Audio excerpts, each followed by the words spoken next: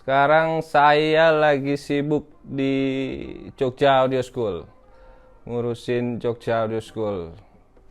Ngurusin studio juga, studio rekaman di Jogja Audio School.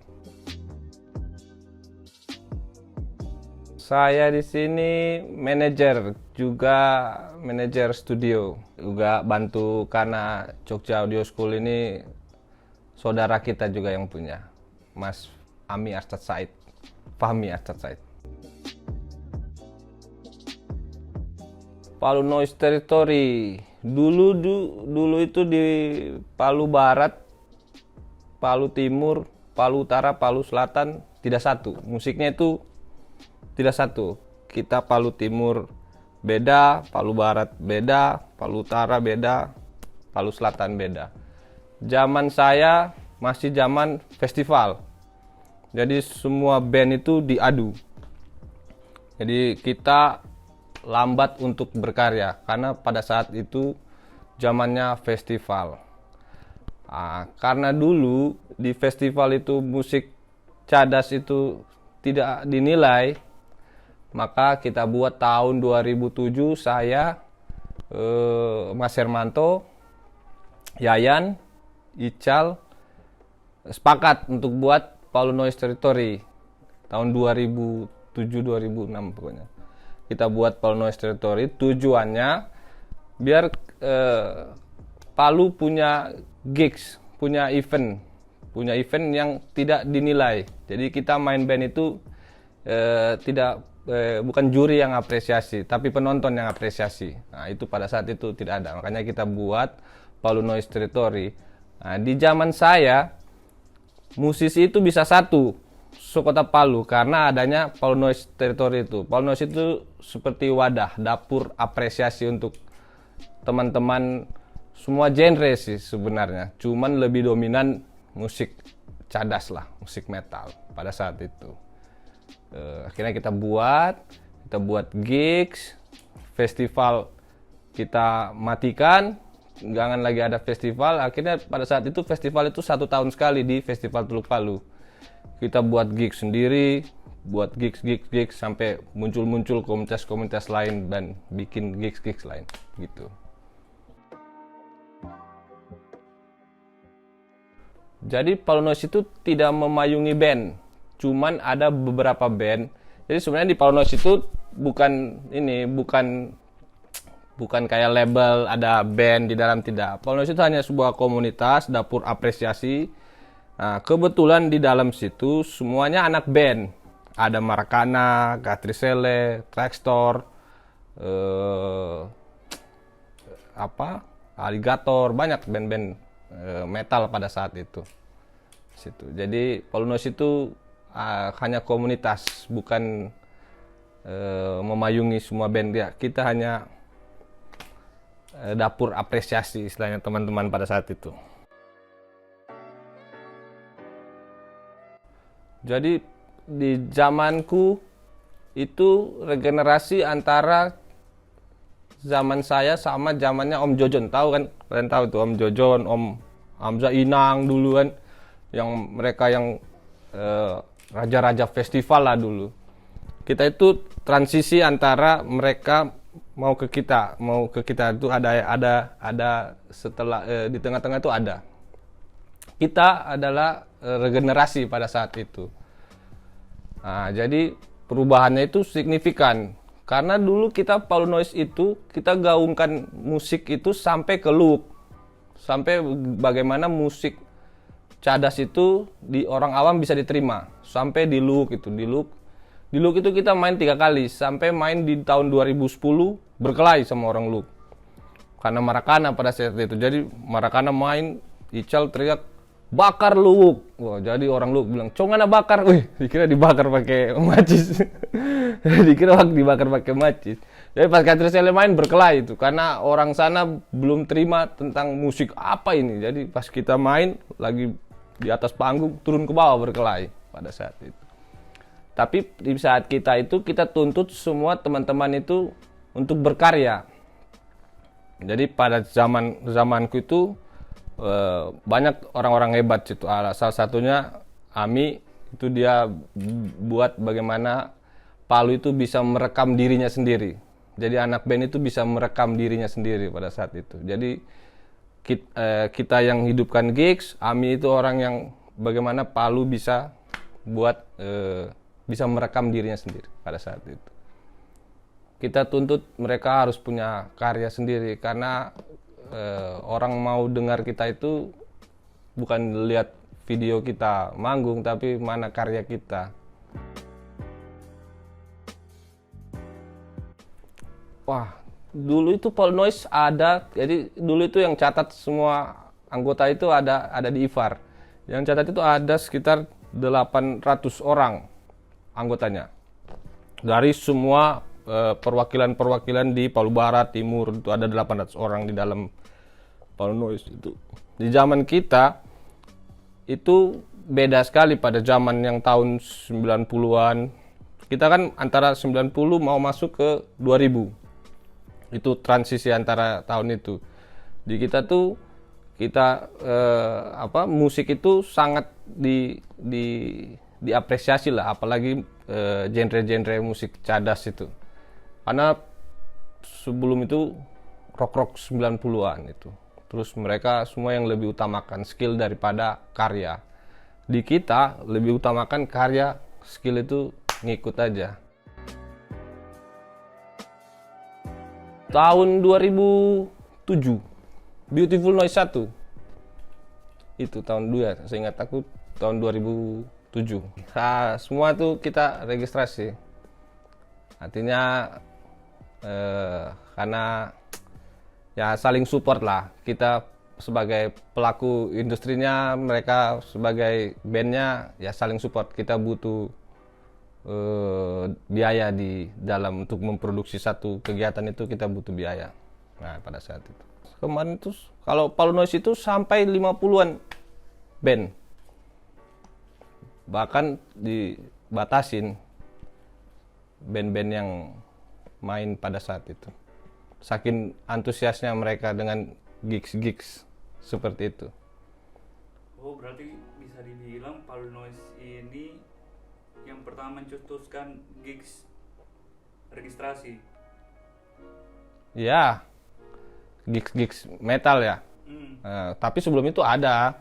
Sebelum itu kan ada. Zaman-zaman tahun Taman Gor itu ada semua registrasi. Semua band itu. Cuman pas di tahun 2000 itu kan dari Taman Gor hilang, muncullah festival dari Pagelaran. Dulu kan awalnya namanya Pagelaran tuh, masih di Taman Gor. Pagelaran hilang, masuk festival, kita matikan lagi festival, bikin hidupkan lagi itu gigs dulu.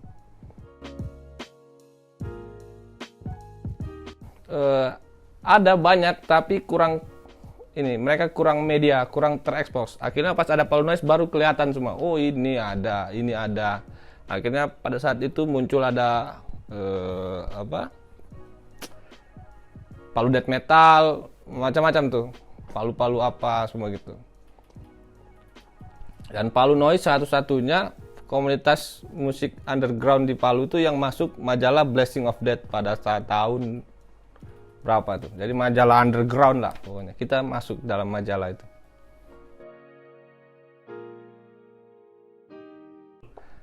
Sebenarnya yang tidak akur itu adik-adiknya. Ya, bisa dicek tuh. Yang tidak akur itu adik-adiknya. Kalau pendiri-pendirinya sama saja kita semua tuh. Saudara semua lah. Kita tuh kenal sama Rain, sama siapa. Yang tidak akur itu adik-adiknya yang di Palu Noise. Karena yang di death metal yang tua-tuanya siapa ya? Rio ya? Ya, Rio itu di kita. Tapi adik-adiknya kita itu yang di bawah, yang tidak akur sama death metal. Tapi itu di awal-awal saja, karena dulu itu Palu Noise sama death metal itu sebenarnya yang ada di death metal, kalau boleh jujur, itu orang-orang yang ada di Palu Noise ya pada saat itu. Orang-orang ada di Palu Noise. Terus karena kurang tempat, akhirnya mereka bikin sendiri lah. Kalau seingat saya begitu, mereka bikin sendiri Palu Death Metal. Tapi sebenarnya bukan kompetitor. Semua yang band-band yang ada di Palu Death Metal tuh main di acaranya Palu Noise, ada semua main. Itu di awal-awal saja. Karena merasa kompetitor.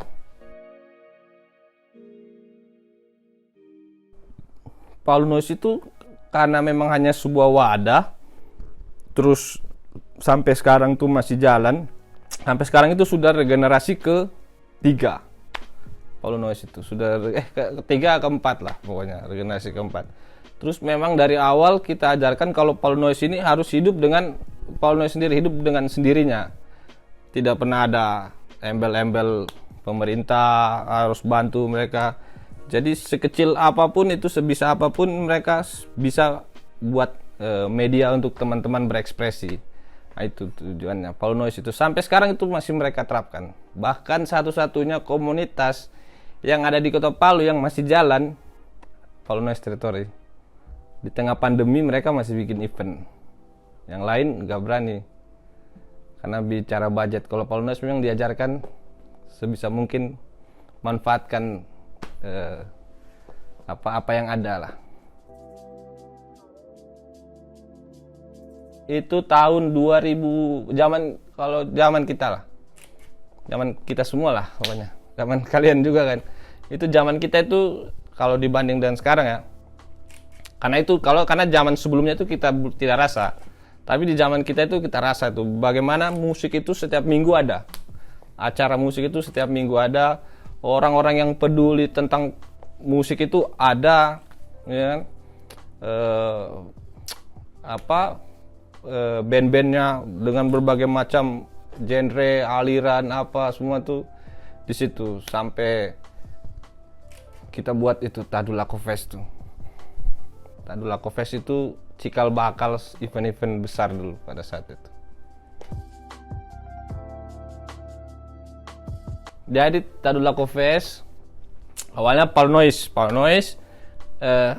Kayaknya Palu itu event nasionalnya itu Festival Tuluk Palu. Nah, itu kan Festival Tuluk Palu. Adapun event-event yang besar itu semua yang kerjakan itu IO. Pada saat itu, zaman itu IO itu laris semua tuh. Lagi zaman-zamannya IO.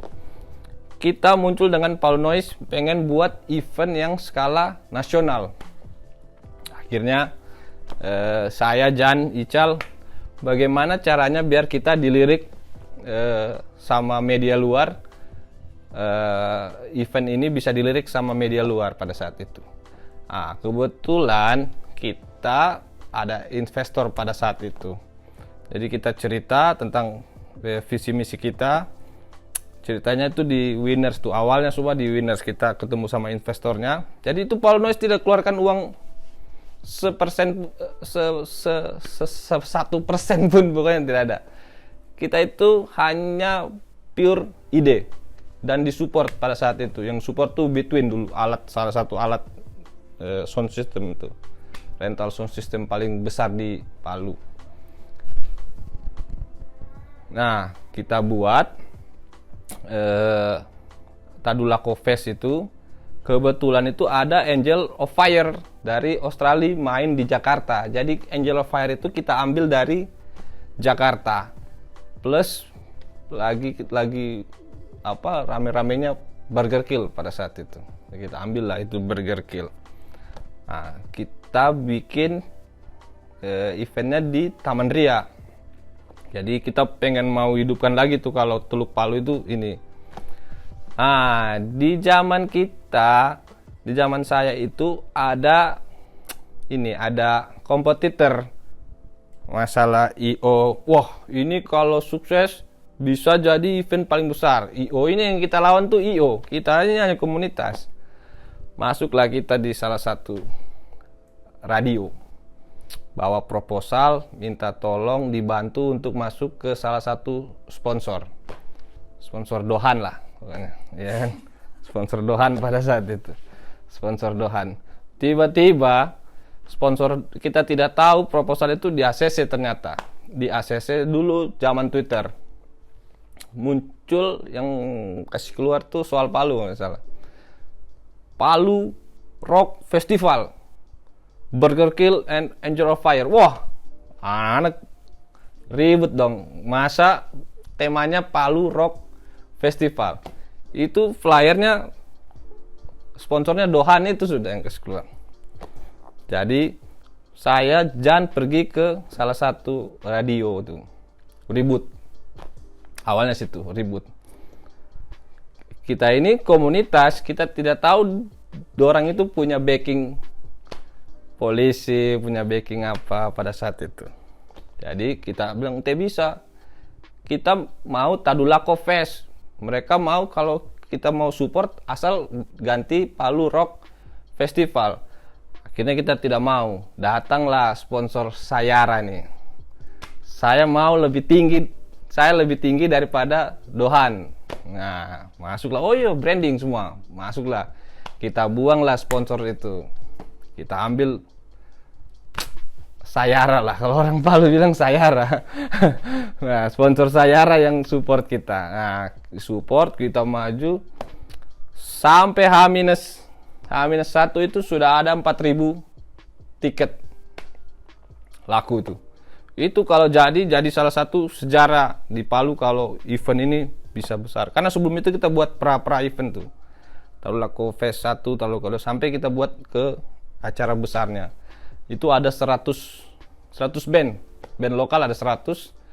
2 hari acaranya, Angel of Fire hari pertama, Burger Kill hari kedua.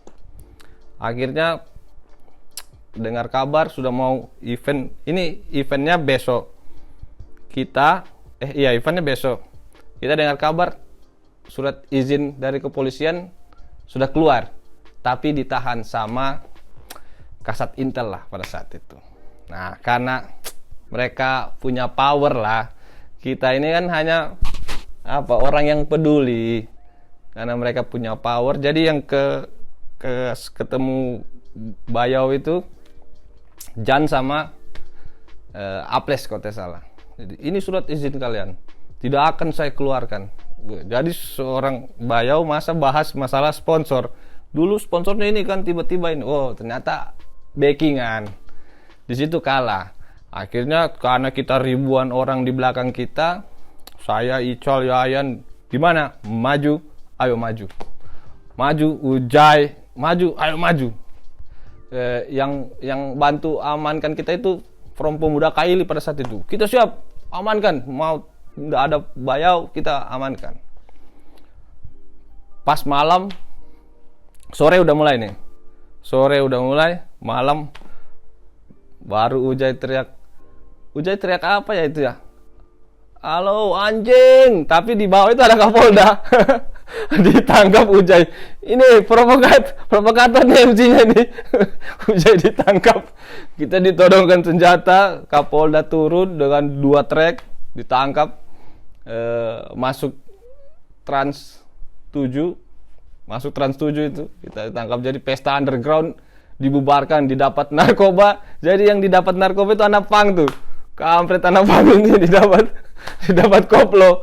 Jadi dituduh kita pesta narkoba. Di tagline-nya di berita itu pesta underground disusupin narkoba. Saat itu ditangkap itu Ujai sama Ical. Jadi kita cerita sama Angel of Fire. Burger Kill di pesawat nih. Jadi yang jemput Burger Kill saya, Luli, siapa ya? Nanti sampai di Winners baru kita cerita Burger Kill. Burger Kill gimana ini?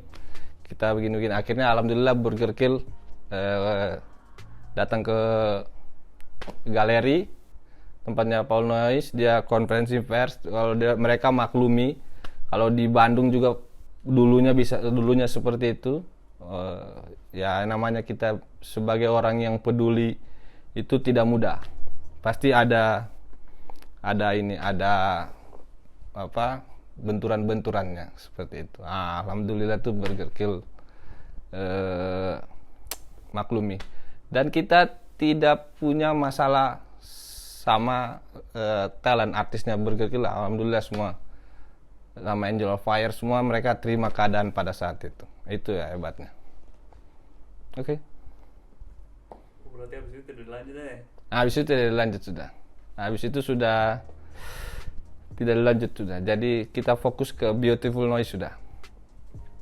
Nah, awalnya pengen itu, cuman ya begitulah, kita dulu mau jadi orang yang peduli itu susah dulu, padahal tuh karena kita pengen kayak Rockin Solo, Bandung Berisik, kan? Palu pengen juga, Makassar dengan Rockin Celebesnya dulu kita Palu pengen punya juga lah begitu. Sampai karena ya itu kita kurang disupport, tapi kan sekarang ada ini Palu Rockin Fest ya, apa Palu Rockin Fest Akbar Tabaro tuh. Nah itu tinggal itulah yang kita support tuh. Akbar Sagu. Akbar Sagu.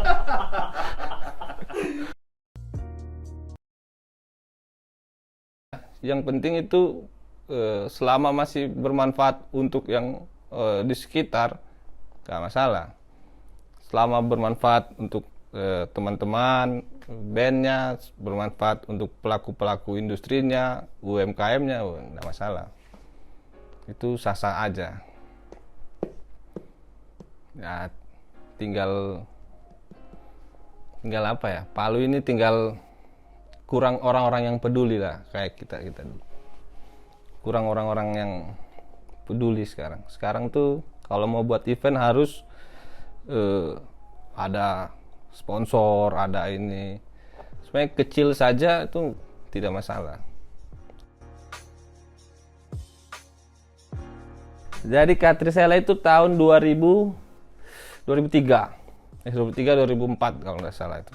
2003 2004. Kita saja band dari besar itu dari festival Katrisela itu. Katrisela itu awalnya tuh Ami ajak saya untuk main di satu festival. Dulu kan festival tuh tiap minggu. Jadi ajak Ami ada band, saya ada band. Dulu bandku itu Cannabis, Ami Kamboja, tapi Ami pop gitu. Ami Aples sudah jalan bareng tuh. Ami ajak lah main festival. Jin bikin band, ayo bikin band. Siapa personilnya Jin? Ari Borlan, Kais, Aples, Ami, saya 5 orang itu. Nah, pas mau mendaftar, namanya apa? Nama bandnya apa? Kais lah.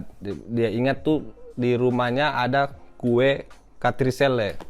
Katrisele saja tulis itu. Wah, ditulis sudah Katrisele. Bawa saya gitu. Juara 2 festival. Pas main itu kita juara 2 festival. Wah, minggu depan main lagi, juara lagi. Minggu depan main juara. Akhirnya band. Jadilah band serius. Tahun 2008 kita stop untuk festival. Karena kita tidak punya karya. Akhirnya kita stop untuk main di festival, kita main di gigs dan buat lagu itu pada saat itu. Akhirnya 2010 kita band pada saat itu setelah Rasputin dan band-band kita yang awali bikin video klip secara mandiri. Setelah kita itu diikuti oleh Six Stupid, Superfast, The Box dan lain-lain. Jadi semua kita awali tahun 2010 itu kita Katrisela. Yang modelnya Ujai itu. Ujai ditampar. Posarko tuh pas di 2007-2008 tuh baru kita main kayak gini, tapi sudah bukan Ami situ drum. Di situ sudah Kadir dan ada Chandra, sudah jadi 6 orang kita di situ. Katrisela itu. Sampai sekarang saya masih ada, tapi mau mati juga dibilang tidak. Ada juga dibilang tidak. Tapi masih ada. Masih mau main band tuh. Kalau diajak masih mau. Hanya waktunya teman-teman saja yang susah. Katrisela itu sudah punya album awalnya. Sebelumnya sudah punya 3 lagu, 1 video klip. Terus kita rilis album 8 lagu. Tapi tidak jalan. Di tahun 2000 berapa saya lupa. Pokoknya tidak jalan. Nah, sekarang mau digarap lagi nih. Kemarin Chandra kirimkan saya semua filenya untuk mixing di sini, di Jogja sini. Ya itu cuman dokumentasi saja biar ada, oh ini lah kita pernah buat album itu. Dulu kita hanya sampai di 3 lagu 1 video. Sekarang lebih banyak warnanya, lebih genre-genrenya lebih rame lagi, lebih bagus lah, lebih. Sekarang Palu sudah mulai kayak dulu lagi, sudah mulai ya, tinggal semua pelaku industrinya itu kasih kesempatan lah sama band-band, semua band lah. Jangan ya karena ini, jangan karena ini. Artinya semua band wajib itu punya kesempatan. Selama dia punya karya, kasih panggung lah mereka gitu. Kalau yang dia punya karya dia usah, jangan apa yang dia punya karya kita mau kasih panggung. Pokoknya yang punya karya saja. Sakarhead, Marakana, Katerselle. Kenapa? Sakarhead totalitas. Marakana karena itu band saudara. Karena dulu zaman festival di zamanku itu festival, kalau dibilang, wih, band Palu Barat ini, Marakana sama Katerselle dulu ikonnya Palu Barat lah pokoknya. Jadi setiap festival yang juara itu kalau bukan Marakana, Katerselle, sampai Katerselle itu tidak pernah juara 3. 30 lebih kali juara itu 1-2. Saingannya Marakana dulu, Palu Barat tuh.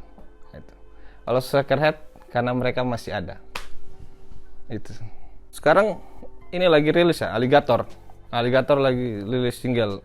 Ya tinggal itu, harus bikin single. Kalau tidak ada lagu, tidak bisa kita nilai.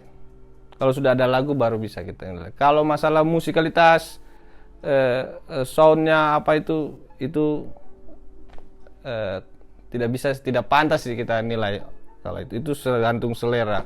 Yang kita apresiasi ketika mereka berani membuat karya original, membuat karya sendiri. Itu saja kita pasti. Mau soundnya seperti apa, mau musiknya seperti apa, itu tidak pantas kita bahas. Karena kita bukan kapasitas kita untuk membahas itu. Karena itu masalah seleranya mereka mau bikin apa. Yang kita apresiasi sekarang kalau itu band mau buat lagu sendiri, original, karya sendiri. Nah itu. Kalau yang tidak punya karya tidak usah kita bahas. Walaupun itu bandnya siapa, selama dia tidak punya karya tidak penting. Karena kalau kita bahas nama bandnya tapi tidak ada karyanya, buat apa juga. Iya. Ya sekarang ini kalau di Palu kalau mau maju lagi, apa ya? Sekarang semua Palu itu ada sebenarnya. Hanya orang-orang yang mau itu yang tidak ada.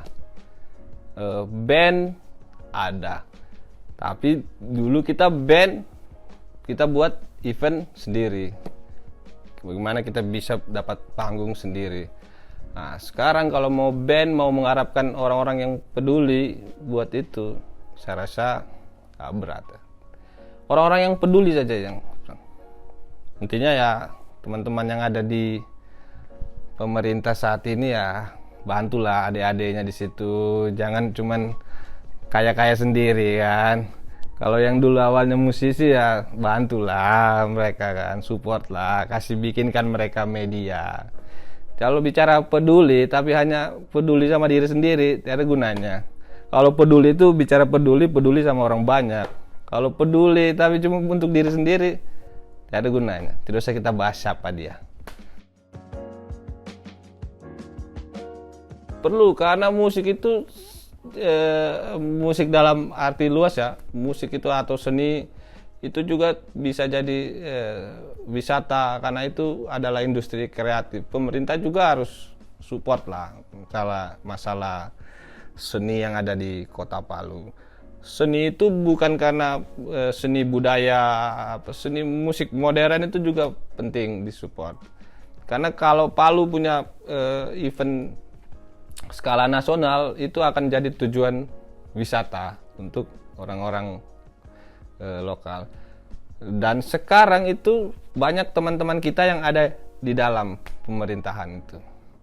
Ya kalau untuk 1 tahun ini kita belum bisa ukur seperti apa pemimpin Kota Palu pada saat ini. Karena nanti 2022 itu pure programnya Pak Wali. Nanti kita lihat seperti apa Pak Wali, apakah oke buat musisi apa tidak nanti di tahun 2022. Untuk sekarang belum lah, karena Pak pemerintah masih melanjutkan program pemimpin sebelumnya.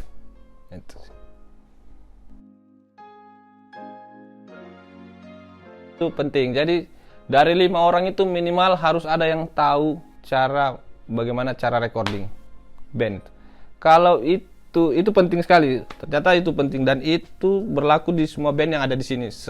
Setelah saya pelajari, oh ternyata itu berlaku. Jadi kalau satu band kita tidak ada yang tahu bagaimana cara merekam, kita pasti akan keluarkan biaya, uang, dan itu band tidak akan bertahan lama. Karena mau berkarya saja susah. Mau untuk merekam dirinya sendiri saja tidak bisa. Dan itu penting. Penting kalian untuk datang belajar di Jogja Audio School. Jogja Audio School itu yang punya orang Palu. Di dalamnya itu orang Palu semua. Kalian harus kesini. Terus berkarya, buat lagu lah. Sebisa mungkin buat karya digital lah, video, klip, karya. Pokoknya itu penting lah. Nanti kalau sudah ada karya digital itu panggung itu bisa mengikuti lah, bisa datang dengan sendirinya. Jangan tunggu panggungnya baru mau berkarya, tapi berkarya dulu pasti ada panggung.